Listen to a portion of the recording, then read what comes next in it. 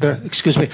Akala ko ba meron time limit dito kasi marami pang mga nakapila. 1, 2, 3, 4, 5. And then by 2 o'clock, ano na tayo, adjourn. So, As a matter of fact, your paano 5 pa natin minutes, sir, is finished already. So. Because the last time I was here, I was only allowed 2 questions by you.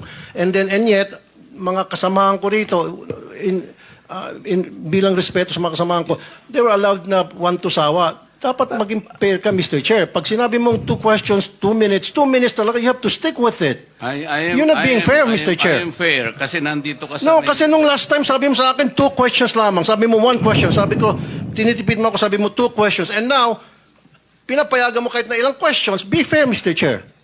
Teka muna, bago tayo magkaroon ng impression na walang fair dito, noon, sinabi ko na in the earliest statement na komo nag-uumpisa tayo noon at kinakailangan nating mabakate ang plenary at exactly 2:15, kaya tayo nagmadali. Kaya naman sabi ko sa inyo, pasensya na muna. Ngayon, sa dami ng gustong magtanong, kaya binigyan natin ng tigpa 5 minutes ngayon.